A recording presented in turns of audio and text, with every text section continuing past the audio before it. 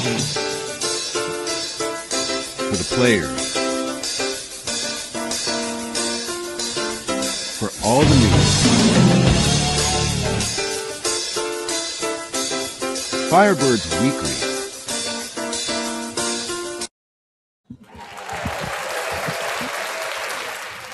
Welcome to Firebirds Weekly.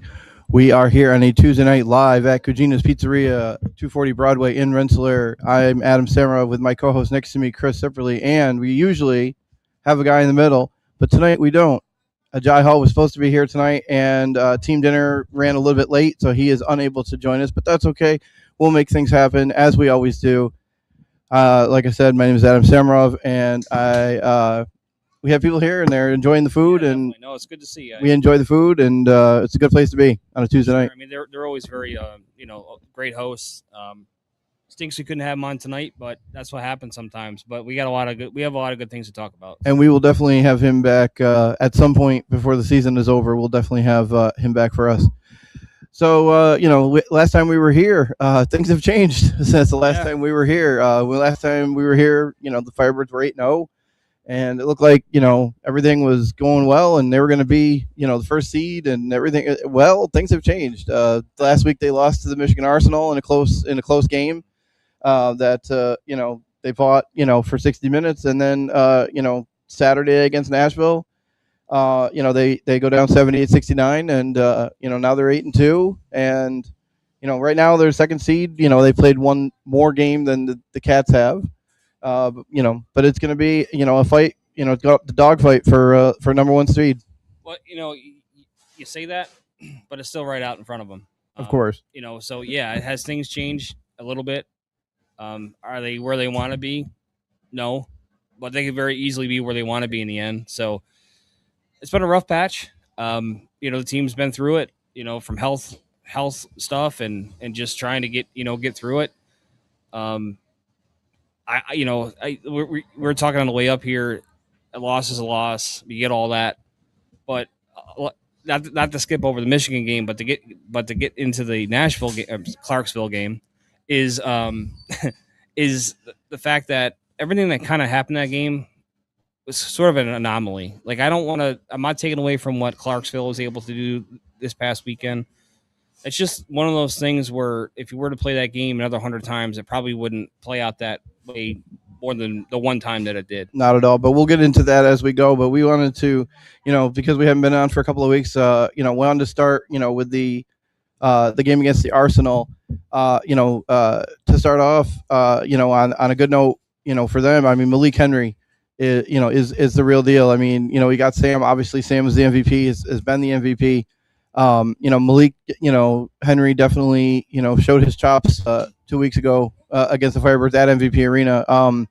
Just talk about, him being able to go out there and, make the plays when you need to make the plays. And, that's what good teams do. And they're, Michigan, the record doesn't show it, but they're a pretty good team in our league. Oh, for sure. I mean, if you watch the post-game press conference with Coach Ware, it kind of one of those things where their guys just went up and made more plays on the ball than we did defensively. They got some big guys out there. I mean, you even saw it last night when they're out there in Minnesota. So again, it really just kind of comes down to, I think he said this, so I don't intend to put words in his mouth, but I think he said they want it more in terms of making plays. And I don't know that's the case. It's tough saying. I mean, I believe the guy that's in those four walls. So, yeah. I mean, it's been a tough stretch, but my confidence hasn't waned much at all, to be honest. And the thing is that we looking at it from last year and this year, last year it was like Albany and Nashville, mm-hmm. and then down the slope from that. Mm. This year, Albany, Nashville, Michigan can beat anybody. Washington, Wolfpack, can be a top contender. Minnesota is going to be in there. So it just shows, and this is kind of part of it too, where the league itself is really strong.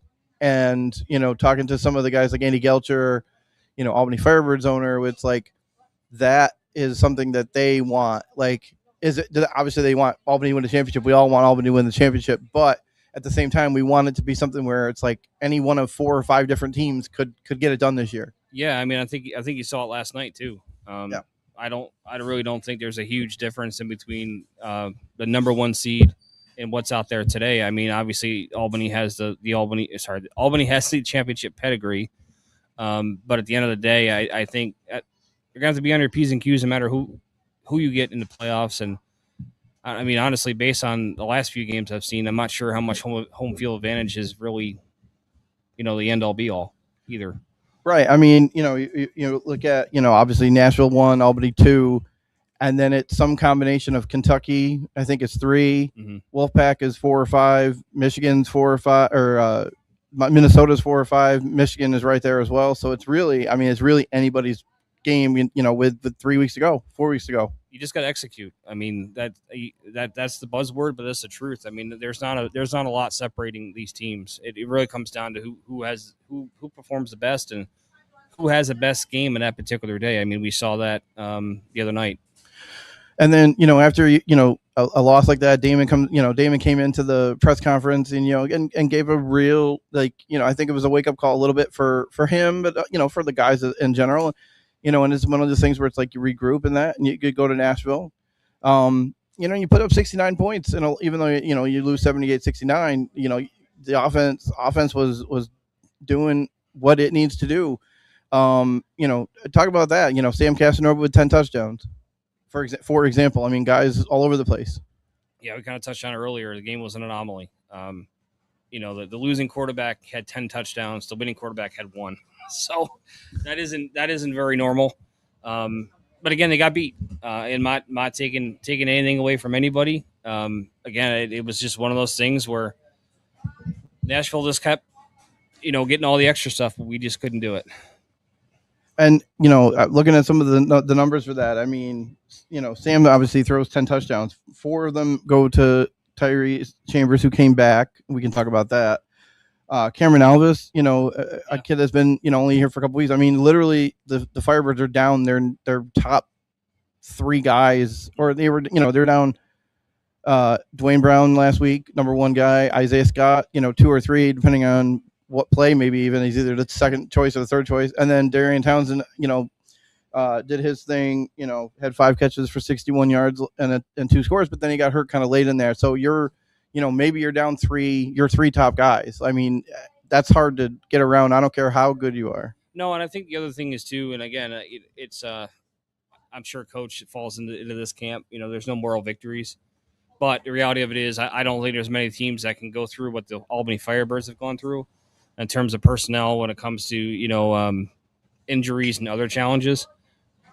They're right where they want to be. Obviously you love to win every time that you go out. You're not gonna, but now it's really about taking that week, getting your stuff together, correcting those issues that are correctable, and then asking the guys to raise their play. I think Coach and the coaches will get that done down the stretch here for sure. And another one we didn't talk about, we mentioned Chambers, we mentioned Alvis, but we didn't mention who was supposed to be our guest tonight, A.G. Hall. Hall was 6 for 67 with a touchdown, but over the last 2 or 3 or 4 weeks that he's been here, the kid, he's Alabama and Texas, and then he went to Sacramento State, and he's bounced around a little bit, but we've seen him jump over guys, we've seen him hurdle guys, we've seen him run over guys. I mean, if 1, 2, and 3 are out, it's pretty damn impressive that the 4 can do that. No, again, that just speaks to the the personnel department with the Firebirds that starts and not ends, but starts with Coach Ware. I mean, this guy's got 22 receptions, almost 300 yards, 14 yards a catch, 74.3 yards, 5 touchdowns, 94 return yards, 23-yard average, and 1 returning touchdown. Well, that's the thing, and that's just it. Like, yeah, he catches the ball and he's a receiver, but he also is part of the special teams return a kick. I mean, when you think about it too, and I know this is not a fair comparison, but sometimes I look at these numbers like where it says 73 or 74.3 yards a carry, 74.3 yards a game. I almost look at it doubling it if you were to be outdoors. Right. I mean, because we're only in a 50-yard field. It's just a fair comparison, but that's how I see it. That's how much of an impact he makes. Yeah, 100%.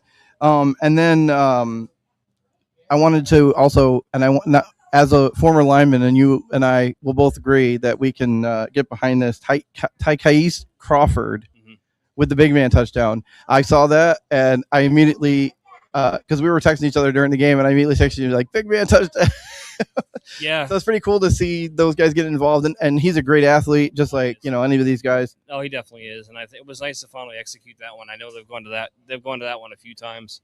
I don't know if the exact same play, but against Michigan, I think that wasn't completed. It was a little bit of a different play. It was deeper down the field, but yeah, it's nice to see. I mean, he's a heck of an athlete. And they've done plays like that. The Nicholson play. He caught the touchdown. I think that was like a similar play where they're going to the tight end. I guess it's alignment, but they kind of run it as a tight end scheme. Yeah.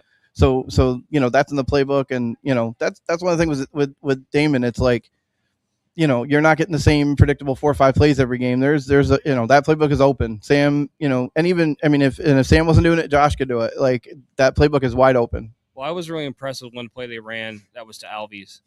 I want to say it was the first quarter.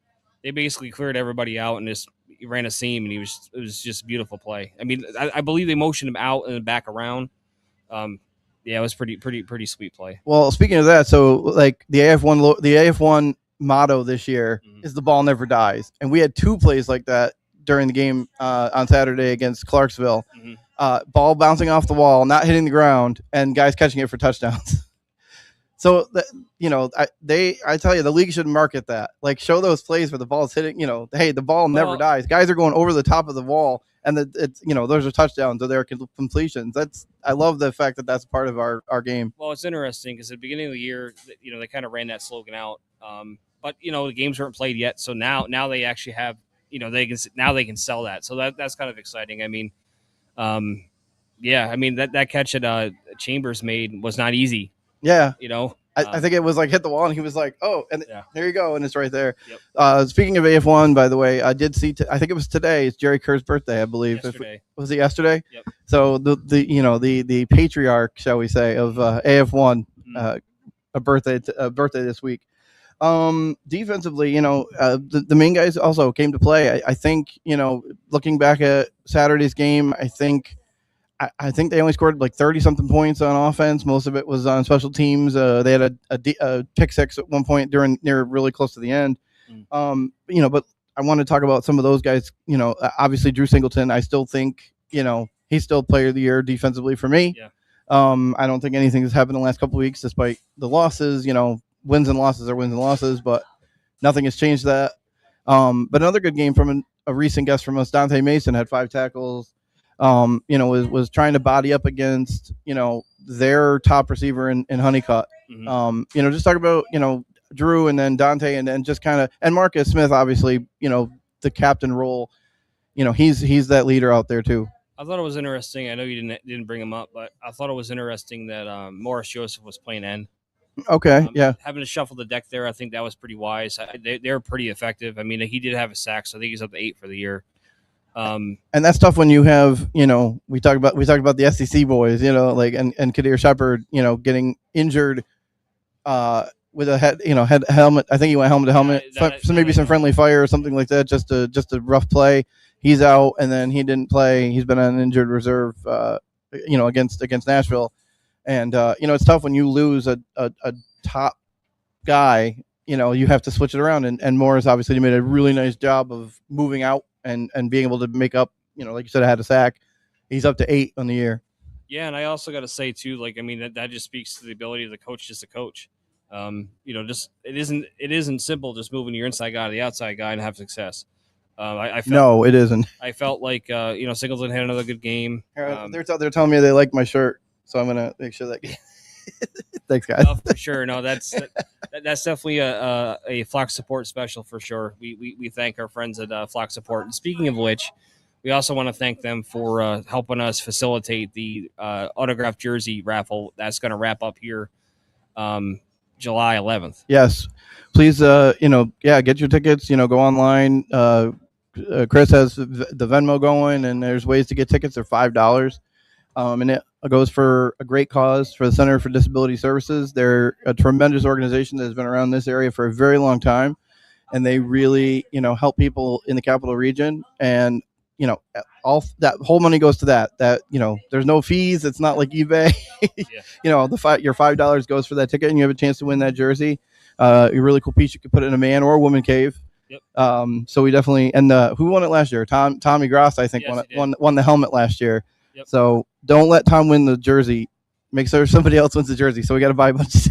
Yeah, I don't remember how many tickets Tom bought last year, but I do believe he bought them on the day of the raffle. So hey, you got a chance, man, like right away. Yeah, I think so, and it's been great. I mean, I can't thank the guys enough. I mean, I went to a practice and I had everybody sign it, and it was like, yeah, no problem. I mean, they couldn't sign it fast enough, so they certainly support it. So yeah, it'll be good. I mean, that's that's for the 2025 season.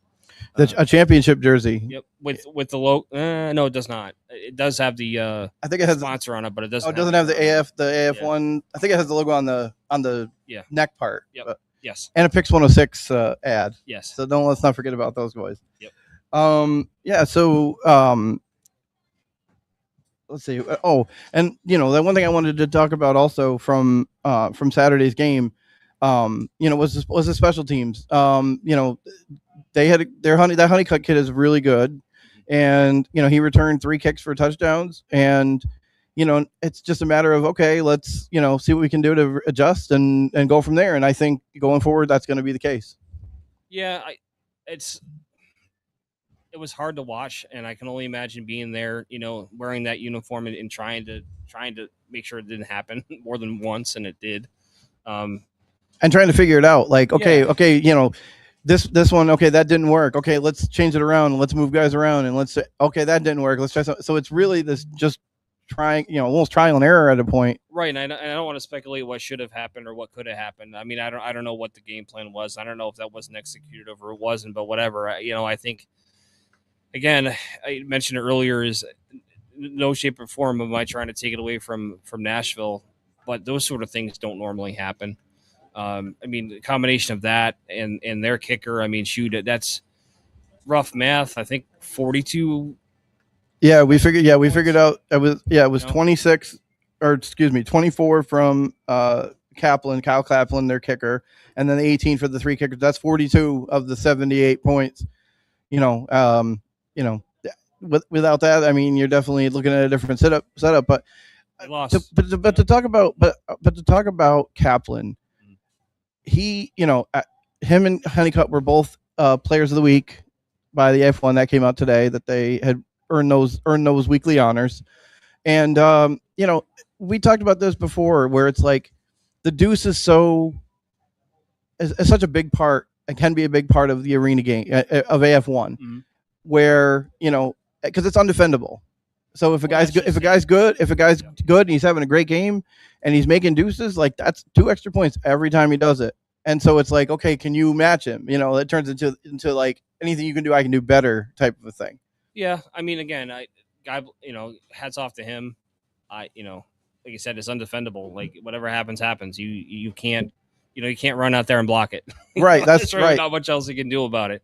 But you gotta put yourself in a position to not have that happen. Well, that you can't control, but the other stuff you can. Right. And so you got.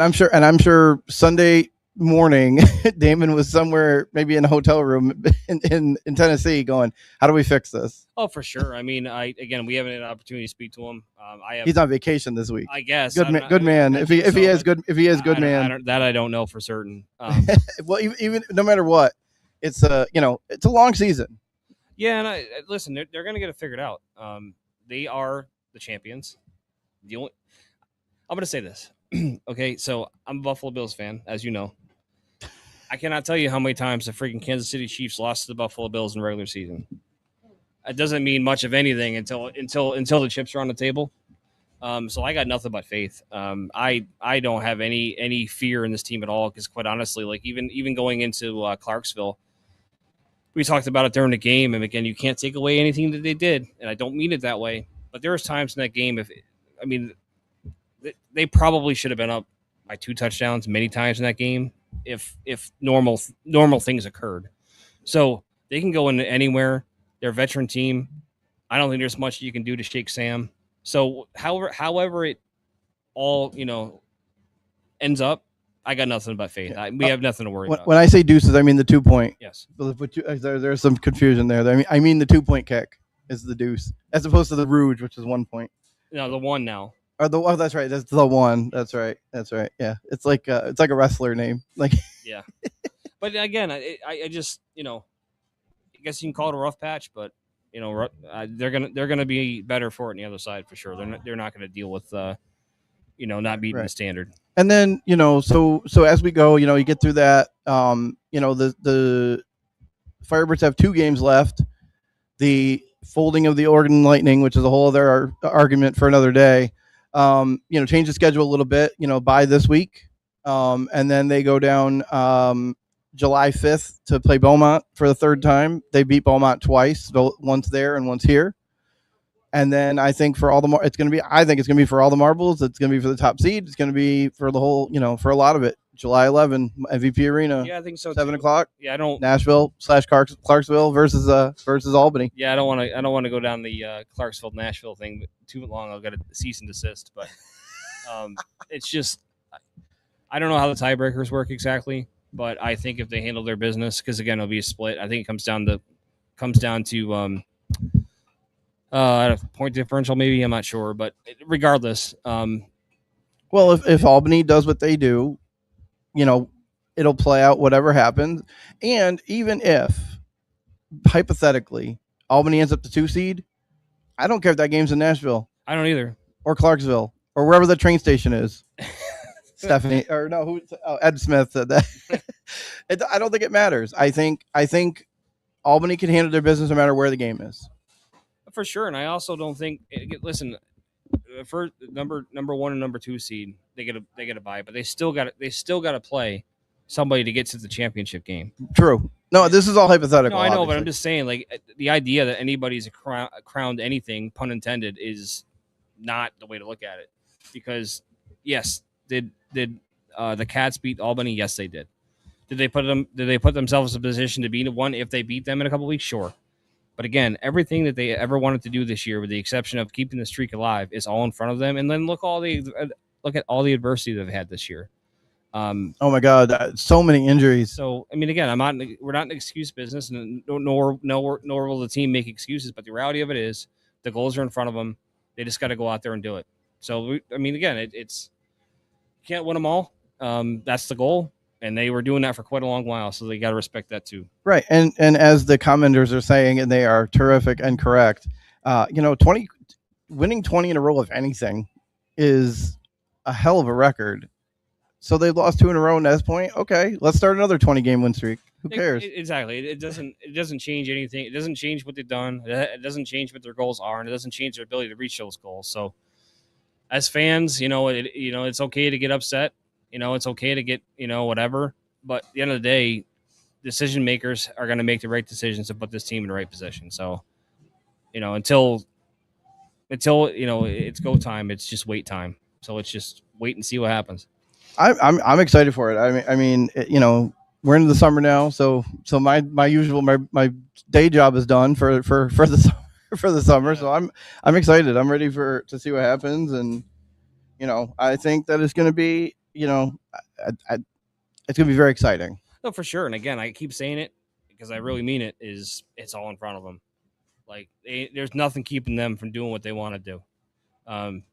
They can't worry about what happened in the past. You just focus on fixing what's in front of you. So I'm not particularly concerned. Again, I trust everybody that could actually make a difference and actually contribute to reaching the goals. I mean, we're just out here looking from afar and gathering whatever opinions we may have, but at the end of the day, it's just go out there and play and trust the guys that you got. Because again, we don't know what the future is going to hold either. I mean, there's some guys that are on the IR that hopefully will be removed off of that in a good way and being activated. And I like our chances, man. Yeah, I mean, here and there, maybe Isaiah Scott's back next, and again, the bye week is good to get guys healthy. That's obviously a goal. Getting guys in the training room and getting them on the field. Again, Sam has been terrific. Zachary, I think, has done a good job in the running game, at least to he's run it a few times, but I think he's been a good job to keep. I mean, you throw 10 touchdowns, you got to keep the guy upright. So he's they've all the offensive line, and we didn't even talk about the offensive line.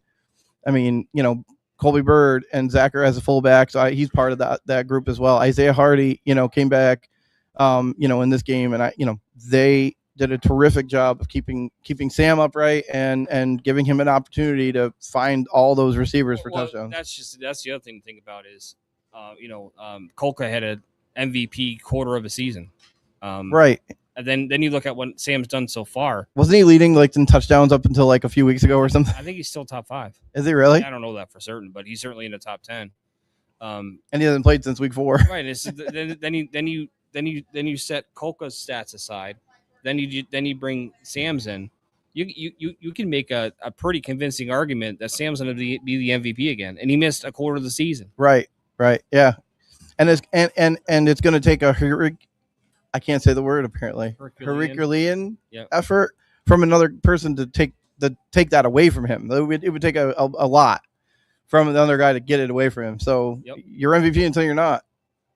And he's definitely made. I mean, I think he's got 2 interceptions, 3 or 4. It's not very. I mean, it's not very many. No, and again, it just. Again, I guess my message is, and laboring this point, but reality of it is, it's all in front of them. Watch them, enjoy it, and come out. Yeah, like the last couple of games. See, that's something something to talk about. The last couple of games at MVP Arena have been on Friday nights. I don't know if that's because they've had other events on a Saturday at the arena or however the schedule works out. I'm not privy to those conversations, but the Saturday games definitely get a better crowd. I think more of a crowd. I think more people are able to come on a Saturday than a Friday. So July 11th, is a Saturday. Come out and, let's pack the MVP Arena for these guys. I'm sorry. I got distracted by a comment. What? It doesn't matter. It's fine. It's not. We had a great time kicking y'all's butt. Well, all right. We'll see how that goes. All right. Well, July 11th. Be there or be square. Well, there is truth to kick. That's for sure. Oh no. But anyway, yeah, I think it'll be good. Again, like I've said 100 times, Nashville, they got it done. But coming into July 11th, yeah, it should be a good atmosphere, and I really hope that that's been waiting for this game get there. The team needs to support. It's a beautiful arena. It's a great team. Tickets start at $25. And if you can't be in the arena, it'll be on. It might probably on Vice, but if not, it's on a Hometown Network. Mm-hmm.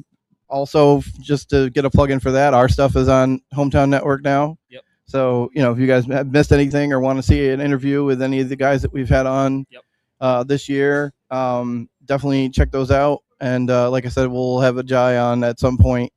Hopefully the rest of this year, we'll see how his schedule works out and how the team schedule works out. Yeah, no, it was a tough one tonight. I would like to have him on.